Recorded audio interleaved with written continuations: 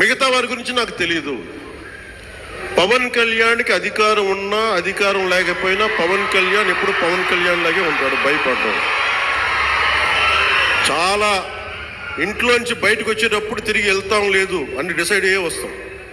అందువల్ల మీ ఆకు రౌడీలు కానీ అలాగే చెప్తున్నా, ఏదైనా మాట్లాడితే అధికారులు కూడా భయపడుతున్నారు. ఎందుకు భయపడుతున్నారంటే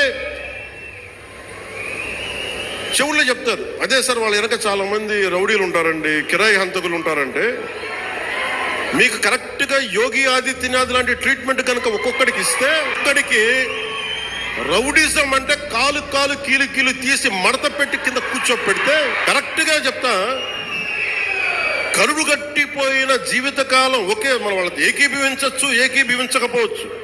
నక్సలైట్స్ తోటి వామపక్ష తీవ్రవాదులతో మనం ఏకీభవించవచ్చు, ఏకీభవించకపోవచ్చు. అలాంటి బలమైన ఆర్గనైజేషన్నే కకావికలమైపోయిన పరిస్థితుల్లో ఉంటే ప్రభుత్వం తలుచుకుంటే, అలాంటిది ఇన్ని లక్షల మంది పోలీసు ఉండి, ఇన్ని వందల మంది ఐపీఎస్లు ఉండి, 1000-2000 ఉన్న డిఎస్పీలు ఉండి, అలాంటి కిరాయి గ్యాంగుల్ని మెయింటైన్ చేసే వ్యక్తుల మీద 2 రోజులు 48 గంటలు మీ చుట్టుపక్కల ఎవరున్నారు, వాడి పేరేంటి అన్ని కనుక్కొని ఒక పొలిటికల్ నిర్ణయం తీసుకుంటే ఇక మళ్ళీ ఎప్పుడు ఇలాంటి మాటలు రారు. మీరు అక్కడి దాకా తీసుకెళ్ళ. మీరు ఇదే చెప్తున్నాను ఇంకొకసారి, సామాజిక మాధ్యమాల్లో